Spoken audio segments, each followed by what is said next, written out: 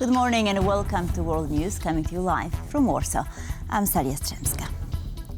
And we begin with tragic news from Germany. At least 2 people, including a young child, were killed in a tragic incident at a Christmas market in Magdeburg, eastern Germany. Some 70 others were injured after a man drove through a crowd at the holiday event. The suspect, a 50-year-old doctor from Saudi Arabia, has since been arrested by Magdeburg police. He had been living in the country since 2008, practicing medicine in a nearby town. His social media account, which came under investigation, has since been suspended. The man had been spreading anti-Islam rhetoric and fears about what he perceived as the Islamization of Germany. Billionaire Elon Musk, a supporter of anti-immigration parties in Europe, has called on Chancellor Scholz to immediately resign in the wake of the attack. After losing a confidence vote earlier this week, Germany is preparing for early parliamentary elections come February. Officials later confirmed the arrest of a 50-year-old man from Saudi Arabia over the Magdeburg car attack. Investigators believe he acted alone. It is one of the darkest days for Saxony-Anhalt and also for the state capital, Magdeburg. As it stands, we have 2 deaths to mourn and a large number of injured. The perpetrator has been arrested. He's a 50-year-old man from Saudi Arabia who first entered Germany in 2006. He had a settlement permit and therefore a permanent residence permit. He last worked as a doctor in Bamberg. According to information available so far, he acted alone. There is no information about other perpetrators. Everything else is a subject to further investigation. Condolences and well wishes for the victims of last night's attack have been pouring in from around the world. From German politicians to world leaders, the world is mourning the loss of Magdeburg's market-goers. The images from Magdeburg shake me to the core. For families and friends who wanted to spend time together at the Christmas market, nothing will ever be the same. My deepest condolences go out to the victims and their loved ones. My thanks to the rescue team and helpers.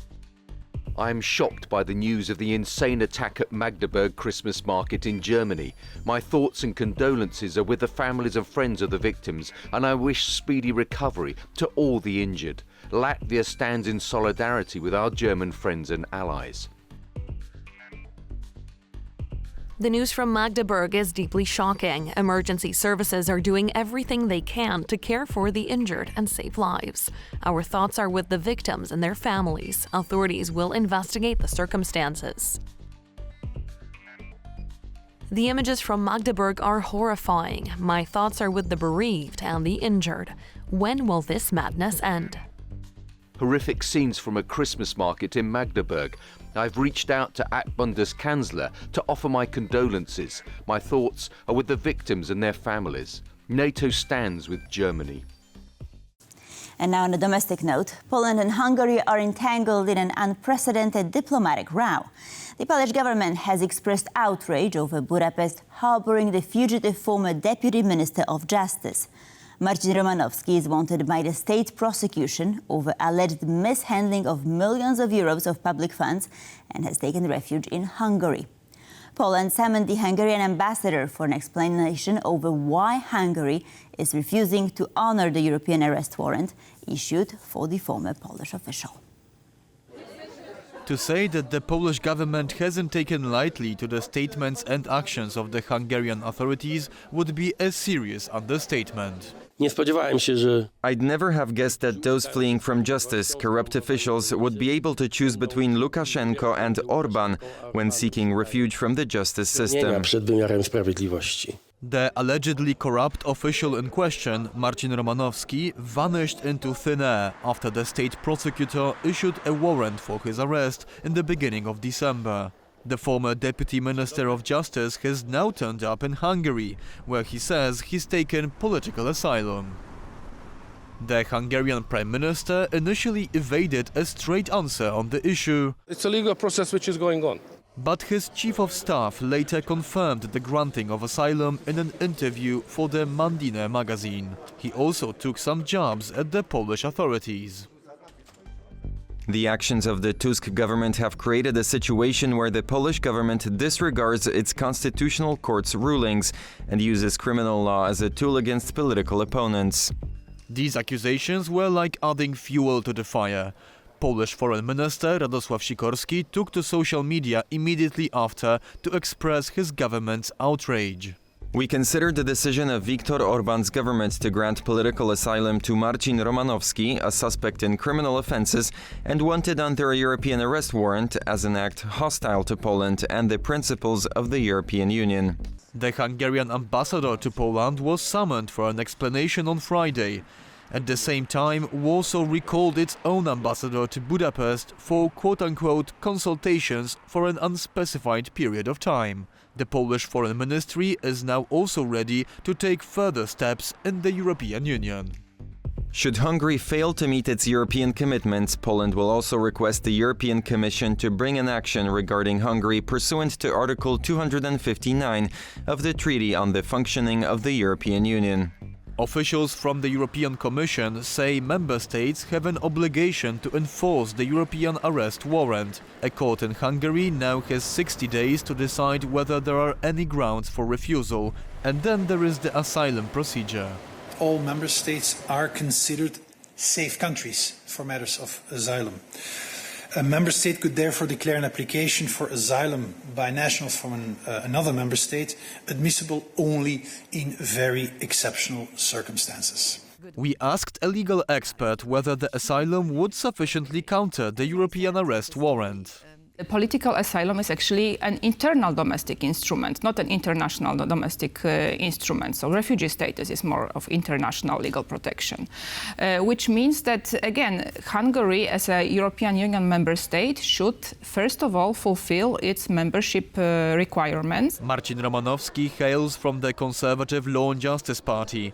The group's leader, Jarosław Kaczyński, says he understands the former Deputy Minister of Justice fleeing to another country because he doesn't believe he would get a fair trial. We are governed by people who simply do not recognize or understand these principles, I believe. In a large part, these are people from the lower social class. As the Deputy Justice Minister, he allegedly embezzled more than 51 million euros from the Justice Fund, a pool of money for victims of crimes. Rather than being used for its intended purpose, the money was reportedly spent on vote buying ahead of the parliamentary elections last fall. This diplomatic spat between Poland and Hungary seems to be far from over, and all of that is happening less than 2 weeks before Poland takes over the presidency in the Council of the European Union from, you've guessed it, Hungary. From Warsaw, TVP World, Kazimierz Łysiak. Jan Malicki, the director of the Center of Eastern Studies, was attacked in Warsaw on Thursday night. He is currently in the hospital with a skull fracture. The attackers remain at large. According to reports, the attack took place when Malicki was returning from a Christmas celebration of the University of Warsaw staff held near the Vistula River. Speaking with the outlet Bielsat, the director of University of Warsaw's Eastern Language School, Inga Kotańska, said that the attackers approached Malicki and asked for his name. Once he confirmed his identity, the attackers, wearing municipal police uniforms, struck his head, leaving him unconscious. Kotańska alleged that this was a targeted attack. Paweł Latuszka, Belarusian politician and diplomat, commented on the incident in a post on X. The Center of Eastern Studies, headed by Malicki, hosts students who had been removed from universities in Belarus and are persecuted by the government. In Ukraine's Donetsk region, a mandatory evacuation is looming for families with children in the small village of Serhivka. For many months, local residents have been standing strong in the face of Russian advances, but the approaching front line is making it too dangerous for the children to stay. In Serhivka, the first thing the eye notices is the empty, silent playgrounds and war-damaged buildings. With no centralized supply of water, Halina is a daily user of this well, and every week she buys water bottles to drink from. Is there water in the well here? Yes, but it's not good. It's only for washing dishes. The village is only a few kilometers away from the front line, and even though no mandatory evacuation has been enforced yet, many families have already left. This woman behind you has 5 children, all of them small, and one is a breastfeeder. She recently gave birth. And me? Where am I going to go? Who is waiting for me? I have no one. Only 3 months ago, the number of children in the village was 500. Now, around Christmas time, it stands at 150. We have specialists in civil protection law enforcement who, together with a representative of the Prokros police department, visit those families who are still in a community according to a list. If someone is unable to leave, we form a list by phone calls. We have a social bus which we use to bring people who have agreed or requested to be evacuated from nearby villages, Udashne and Serhivka, to the evacuation train in Pavlograd. With nowhere to go, local authorities are constantly in negotiations with communities in safer regions to host those who flee Serhivka. Russian madness must be stopped. This is what Ukrainian President Volodymyr Zelensky said in his latest nightly address. He also claimed that attacks like the one on Kyiv that killed 1 person can be ended by more sanctions imposed on Russia. All our partners have expressed their support for Ukraine today after another missile strike. Ballistic missiles hit Kyiv, people were injured, and unfortunately there is 1 dead. Obviously, such Russian madness should not be taken for granted by the world. Every day, terror deserves more and more pressure on the terrorists. Russia must respond. And even if they are led by a completely inadequate person, the Russian state, through pressure on it, must feel what reality is and how reality can punish international criminals. More sanctions against Russia are needed.